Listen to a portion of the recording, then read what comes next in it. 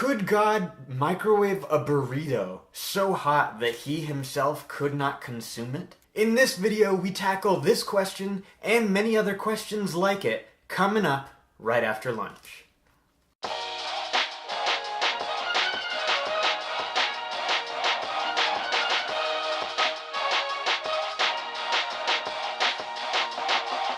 What's up guys, I'm Josh, welcome to Christian Sophistry, taking apologetics to the next level. In this video, we'll be talking about a long-standing common question that tries to point out a contradiction in the omnipotence of God. Basically, is God really all-powerful?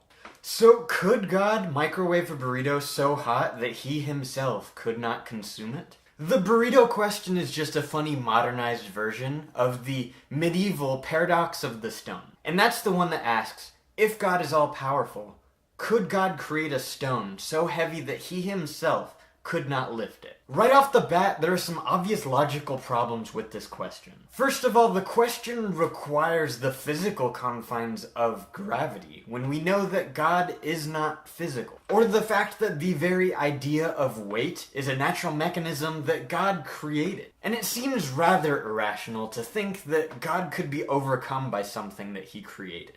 And this question is also a loaded question, but we're going to ignore those things for the value purposes of this video.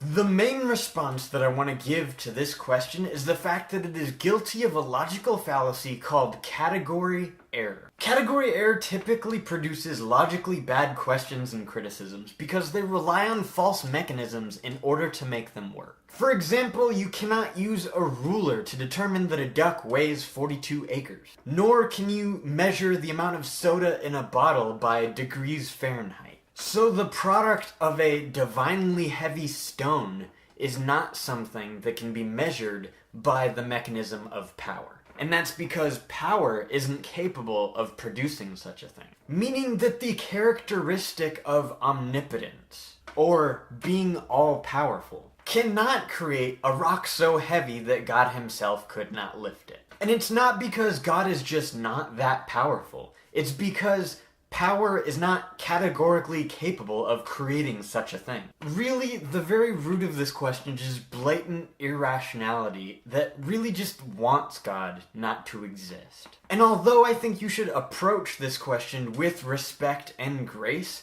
I don't think that you should humor this question in any way, shape, or form. You should try and engage with more meaningful content that will actually be productive. I think even if you win the debate about this Burrito Paradox question, you're not going to convince anybody. And that's all I have for you for this video. So if you thought this video was valuable, go ahead and like and share this video with your friends. Otherwise, thanks for watching, thanks for arguing with me, and I'll see you on the next one.